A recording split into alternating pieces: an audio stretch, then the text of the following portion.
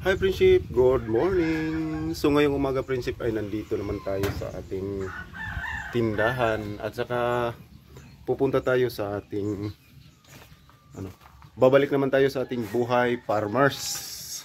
Maglinis tayo sa ating pilapilan Prinsip, kaya nandito tayo ngayong umaga.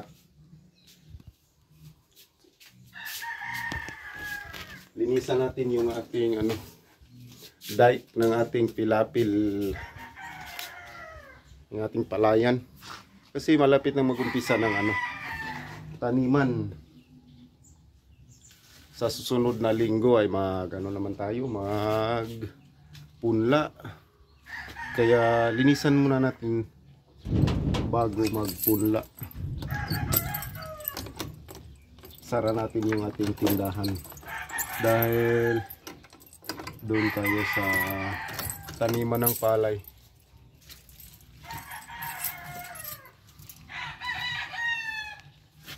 Kaya tara na Prinsip, samahan niyo ako ngayong umaga. So ayun Prinsip, nandito na tayo sa ating pilapilan, kaya mag-umpisa na agad tayo.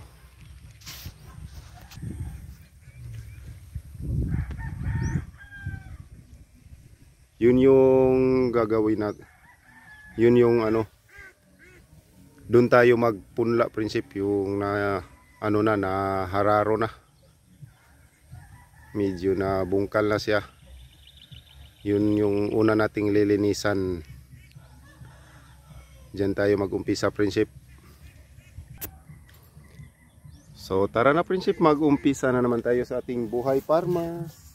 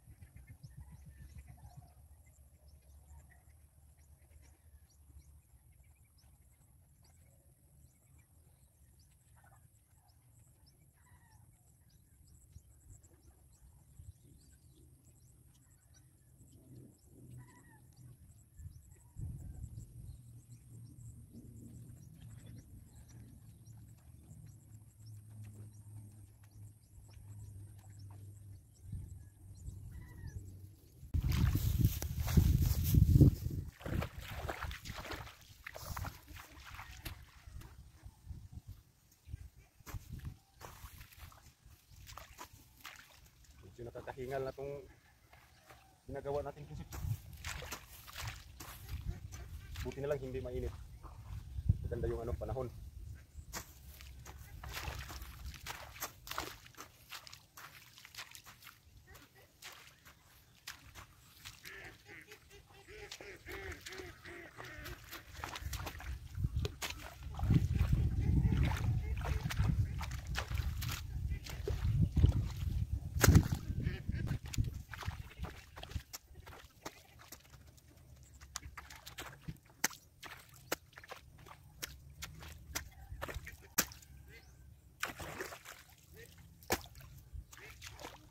Ayan prinsip, tapos na. Ito lang yung lilinisan natin. Yung lalagyan natin ng punla.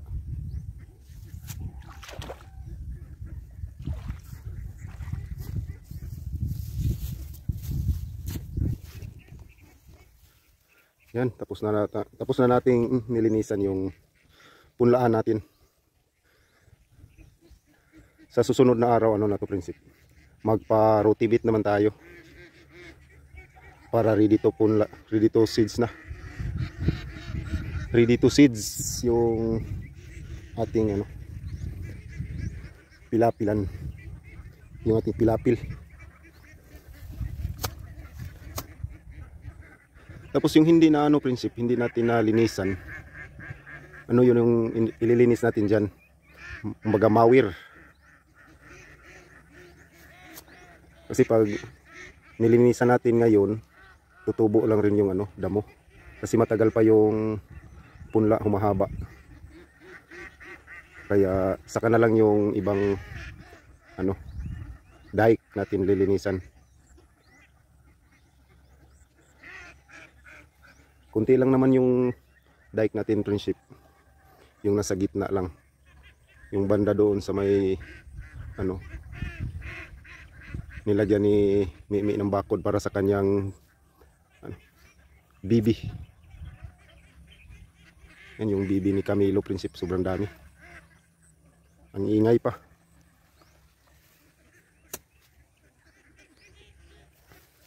Kaya uwi na tayo prinsip. Kaya hanggang dito na lang yung video natin. Kaya sa lahat po ng viewers at saka sa hindi pa ka nakapag-subscribe, mag-subscribe na po kayo. At saka mag-follow sa mga namin, sa mga video namin. Kaya hanggang dito na lang po. God bless, more power, bye bye.